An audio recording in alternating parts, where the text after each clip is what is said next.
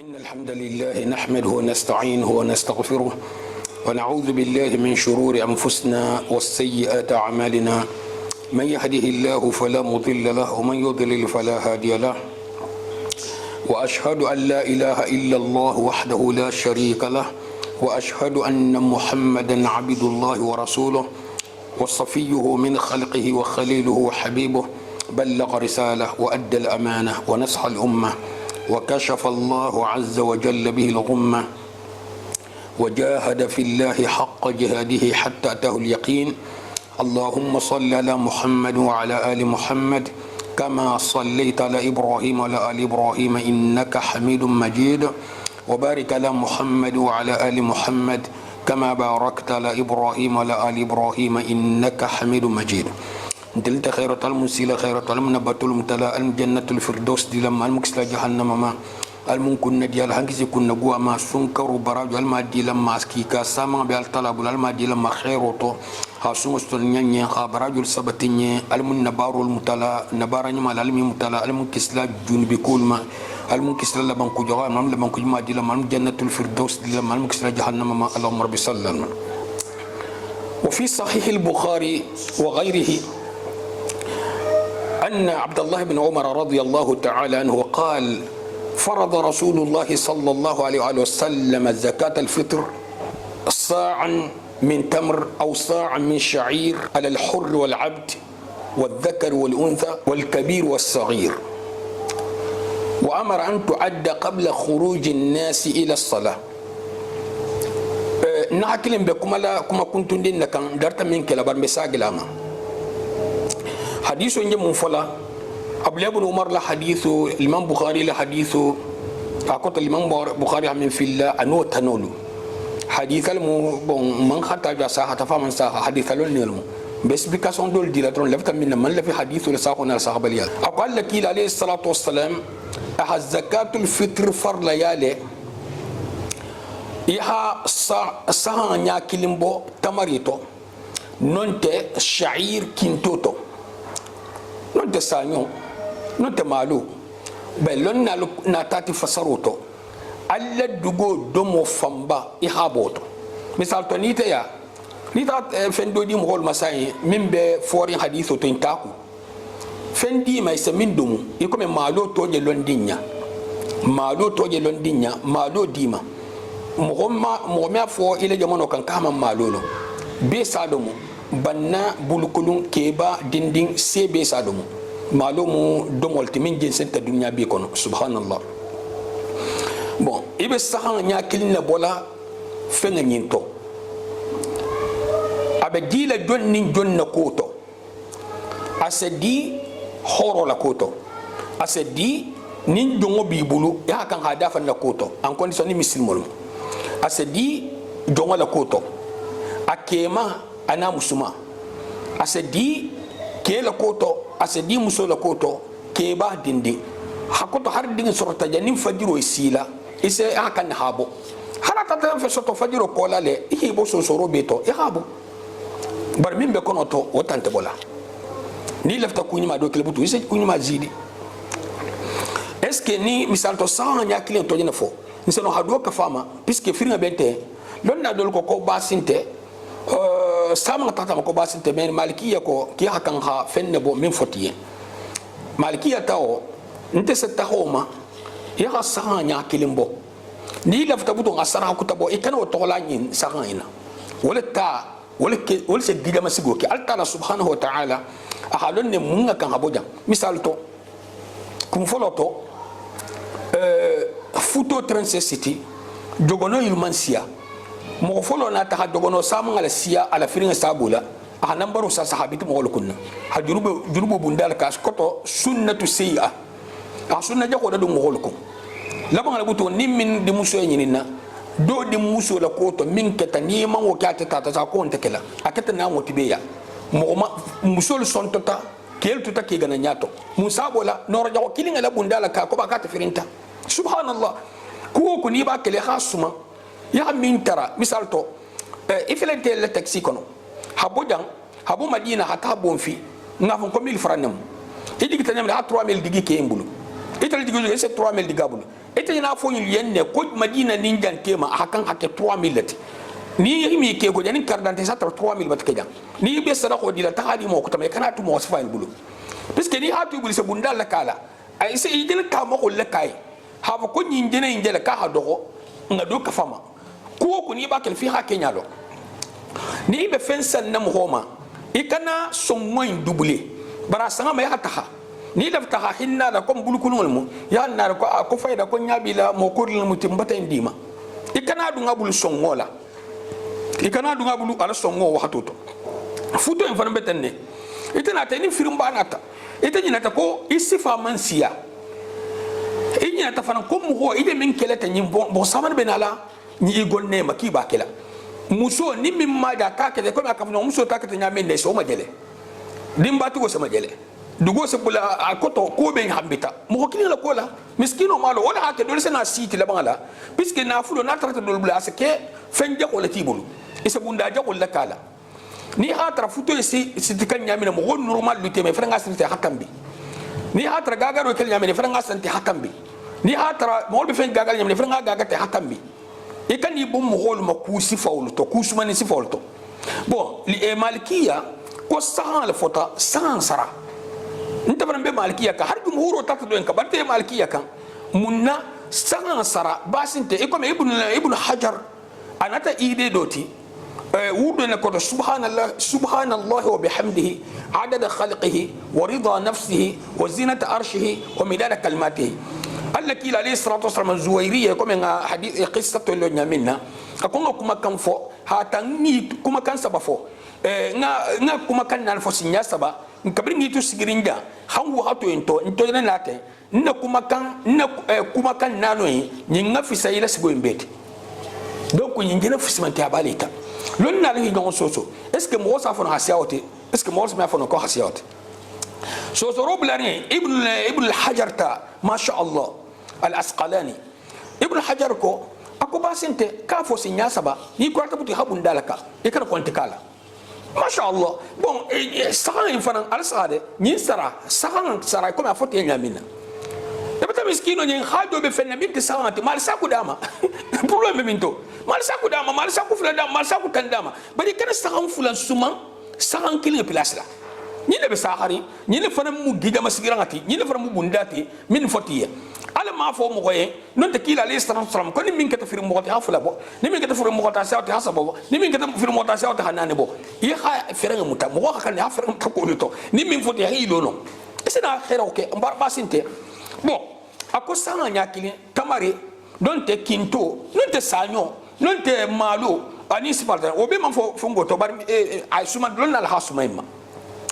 khoro be jongo muso ke dikeba dinninge haddi nyenel mu isa ba be le koto mo na be le responsabilité koto yakan habo abe le koto bon mbe minto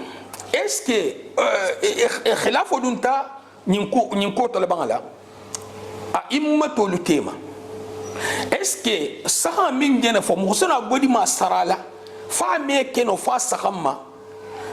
a immatu sabul tata l'imam malik l'imam shafi'i l'imam ahmad ka me keno godoto a kan hakke do moloto hanafiya ta abu hanifata ana ka fdo fulo muhammad ibn hasan al-shaybani ani abu yusuf al-qadhi ano tanolo kase no bolle godoto wato la hanyin godoto asado moti komunna wala li ayimmatu saboyil ko kolle kila alayhi salatu wassalam habo domolo tama bo godoto doyil ko koni habo godoto wato isa do modi mo homa dum kuntala no te tata do mo minsan wala hontala bani agodo dama asta subo san wala hobala asta yego san wala hobala asta malo san wala hammo bala ide kenyi dole ko kombo to ide o ke hanye bari ala taala ki hanyoti subhanahu wa ta'ala al taala ala sharia la ki hanyoti kila la sharia la ki hanyoti alayhi salatu wassalam alla kila alayhi salatu wassalam yani karoke ya la godo terantije ba godo terambije min jina hakilo late ya la kila min lonna alayhi salatu wassalam kila mu holte malaikante aka subo la dialo aka yego la dialo aka kamare la dialo aka malo la dialo aka godo la dialo aka domo la dialo aha mo honi la hajo lo khasiam ho beti mel yan discussion ken tema mo ni hi no discuter mo frère groupe yinto alla kila ali salatu wasalam la mo honi mo ya ni mo ya hajo ni mo hajo lo khasiam ho beti mun na ma bo godo to godo trambe keri amante ko me fenne mo godi dun ke fengale bar godi 30 ji mbo to godo na tasto ngake godo to o kunte ay bola min ngabo godo babulu akusa godo to ofola aha godo lo akumata godo kan aha godo kiti aha ko sifa be fo godo l koto aha godo lo hasetati aha lo ko mo la hajo godo la hasetati bara ha bodo moleto na kini ni sital giama misal to e ha bodo moto lon na bati nyon soso dol ko mo sabo en ko jumhuro ko ni ha bo fento mim manke do moti wala jati ha bo godo to kami wosa ganna me na mi wosa ko to figa karam wala ya koto ila baro mamuta ala wulta mimma ko fo rafato mil denti la ya mana ko nin kuntanya ko nin turun ko min kalkalanti ko mil ke sun karo to fasol khafariye akotan to khafarlite ite batake ko me man fembo no te ko me asra dol bo bara man bula placina ala sa alla kila alayhi salatu wasalam haditha kutato ko min ngabo ina ko la habo salkenye abo wato a déplacer nyami sara déplacer ako musadakalti ko me sara ko tolo e me long fana ko nin kunturo ni mo falinta ko fana seno kele kukutati subhanallah asino kele sara ko sara ko tolo non ti habala mu meti sosoro sabola ako ni min ngabo jani be tal salkenye ita bata zakko min fotiye ako ni min ngabo ina ko la habo salkenye ita bata sara ko me sara ko to malu est ce que ni mi le sobi dan ko ni ha wato le changer wato le changement o bata ila sara ko koto changer est ce que me silam fana ko ni nga sara ka fenga yin fanga fana ma falin sai akoto fana sama fali subhanallah ala sahade ya sahan kilin bo jani be ta sooma ate sahan kilin holo bo ina ko la habo salunna leer fulal dun takema koto be changer ta koto be ma falin ta ime silam ko nga control ma falin akan ta hatuna ma fon subhanallah ni mo akayi ke ku jamba betege akoto muntu ni min godo bo domo place la lonnal ko la yajzi akami wasa akoto amemuta ame sadako inke zakatul fitra me la place la bon kili afren no fana itte se fugar la bo min tonante bulukun na bo min tonante gortiga la bo min tonante godoko esalo nyaani ko nyin hajo bale hajo tala mo hobe to banani ha goro da masalamta donc itte me fugar no butu ndolse ndolna ndara kuto dugodolla mbe misro milto ni zakatul fitr botese do talan dol bete ma adumi hajun tala akoto hi akila diara ngata akila fungoti be zakatul fitr man nawala zakatul fitr nata hada dum gellama zakatul fitr hakan hakke domolati ni hakke domoti mimman songato wonte bulukulunti aka hadi mimma wonte bulukulunti aka hadi mimma bon lolu ko هذا أولى للفقير يقول لنا دوين يقول لي هابو قروتو هذا أولى للفقير لنا ينكو أتبوين كو انظر ما أولى لك أنت كبيرا يقول لنا ملو كتا مذهب تقولتي ملو بأن لك إلا عليه الصلاة والسلام زكاة الفطر لكوتو ملو ناتا قروتي ودو كلنكو مهويني كون ين حول ما يتفخارو يخاطب قدو أخادو بولا سنو فين بيسنة lonna nyinka tigoyen kuma muna famba ba mo aka min ne meja ako fengele saha min khawla ma yatite inte fengele saha min khawla ma yatafuqaru min khawla ma yatite wajibu min ga min ka kan minke alla kila alayhi salatu wasalam ki khabo minto ya kan wala saha ita tafuqaru al maslahatu saha ita bafuqaru al intérêt de fan ita bi fa ko tulato ni khabo nyinto lonna ko kamemta subhanallah iyo godo ya halon ni ha godo da masta su go sa d'accord kilo kilindama sa astaghfir sa nya kilindama domoto ila ta su go dama godo da mata su go sa yo ko ke kan godo da fuqaru ni ila sa ngabo isi godo da mata su go sa mun ne me godo la maluenka mun ne me godo la kamarenka mun ne me godo la kintoenka godo la kan alafta subola alafta yegola alafta salbagola alafta fungola alafta ulungo aldini salsam tantibul abedama bar min foti o kanyam na hakili mo akani ke ku bulan ko into de ni man bulan ko ke manso min mu alati ila baron ta na fala fusila ila ta'atu haladinya bulanko la dinero bolato la bulanko ni la dinero bolato anti tel baro to de hatu dunya be la baro tal na farfuila bara ha min fuyen ya e hakke don ni sabatiri ta okoka akuilo ihilo tahama ya tahama ilo to ihilo inyala kala kuma e hakuma e kana kuma ala lafta don sifainela aman lafi ya tahama lam tan kilo ande tamala akol ko tahama ande ben lo akol ko ngallo subhanallah na ha min fuyen wato min la farasal lulu awato sunga awato sunna kata awato ande be sunna han so man lafta halala dinya isi la sunga ko toto ala min fuye ila baro tan fala fusla na fota ko ni ha gododi ko fuharu hajo bolla ni ha do modi peut-être hajun tola hambi fuharin tenti bulu kulungu no ha maloje min sa malodo mu wasa duwa ya hada to je haba ni ha malodi mo homa ntolle jamano en kono koto afrique aka ha malol sahibul ko am fen kendela saha nyin te zakko indunketi bon na fota ko godolo mu nin tubabu jamano mu c'est facile de barasal do bi ni ko godo c'est facile à table kesi kono atambe malima do ya hajun teneba ntolu be lion de min na mali isa tarre bata fen kilo le paquet dala dolu bi je bata sanfulake ibata fina fom ada ta fom bata ba adi hadi me duwano puisque hajun tali de barasal à table dala donc on tonna ta mun jo faranto lonna ko inte basti ha lonnal ko inte basti ni zakko ibadi la dugo mina kata na fulo zakati aketa zakatul fitriti ya hala bu dugola hata hati dugo kutala mil hadu bala on doti tubabu damanolu pli pari hadu te zakoin zakatul fitri hadu tala zakatul mal saman hadu balaji bar zakatul fitri hadu tala ni tata malo di min mawha ni ha malo di min mabasinte ni ha muholo ni ha malo dama ya ha dongo ila ma se diaye adiama iman kan ale grindile ita ho muholo adioma bari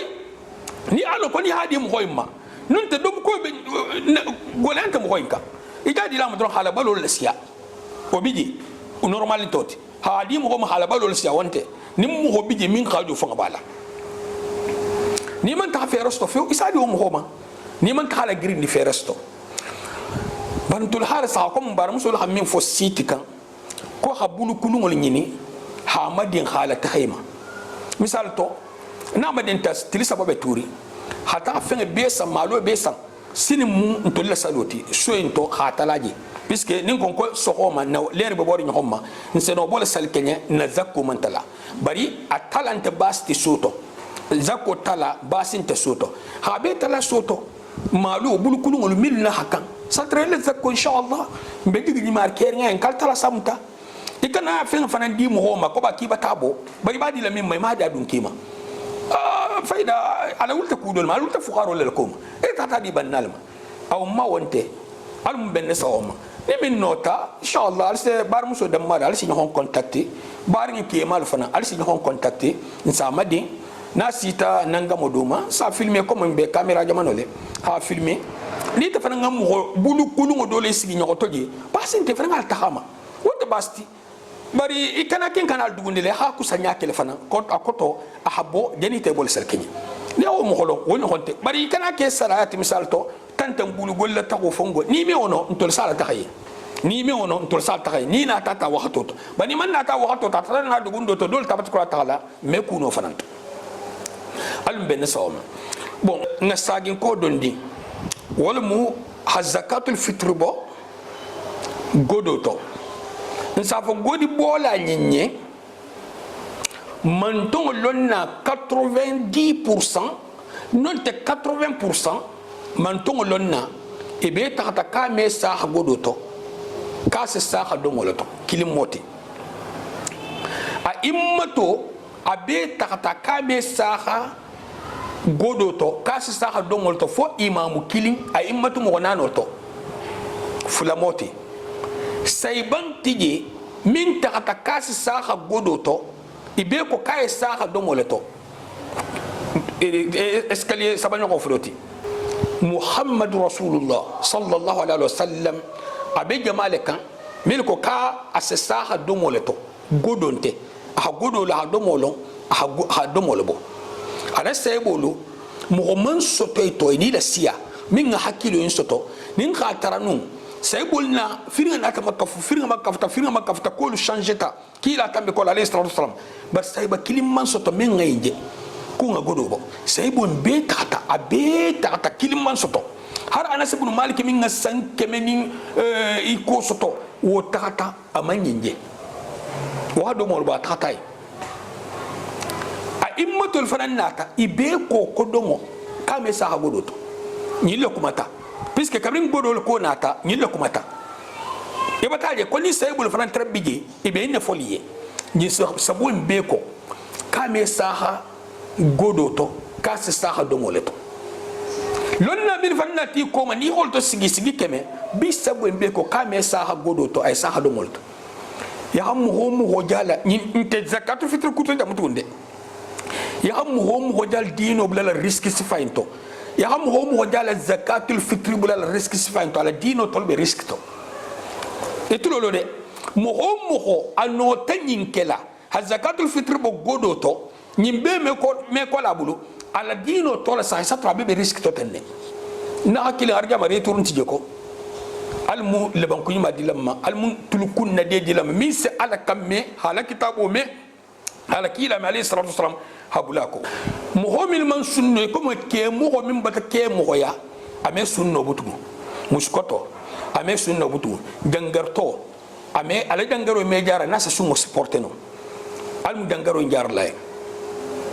ñu sa sumanni ñu se asumanni sumando ha miskino fidyatul joti fidyato nyinanga mo mujalti lon nar ko saha temo akoto sa'o temo sa'o mu kilo jalti puisque man saha lo into prépare man saha lo bon saha be bori nyoma a maximum mu 3 kilo ti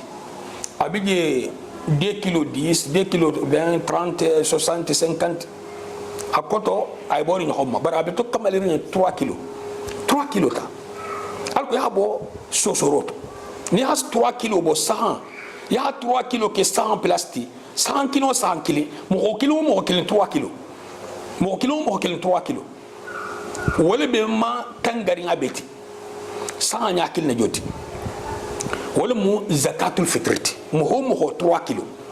ni misal to ni mo tambi bulu ibe kilo bi sabal sanna ni mo tanni lulu bi bulu kilo bi na ni lulu bol sanna wala joti ni hal kamane kilo bi lulu ma ya kilo lulu bala ya kilo bi na ni lulu intala comme ça kilo lulu isle ni lafta di la mo ko tafal may so do fanam mo mim man sunno silen wota mu jamanti wota mu sahante mo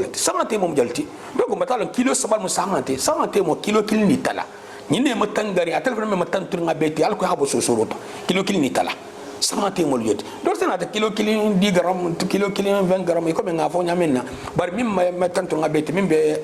احتياطا ان شاء الله يا كيلو كيلني تلابو مو كيلو مو فونغو لونغو لوني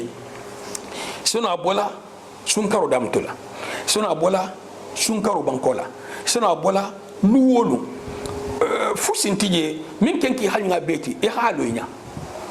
bon me hafo misal to ni habo bi itamal fi ne sunna sidi ni man tasu asal talabati sarakum in sha Allah wa mu khairul wala hafisa ya ta dugin dama ku do hata ibule ko tay mabono misal to hala lo nyato hari wala juruman ta taraje min ga kan hake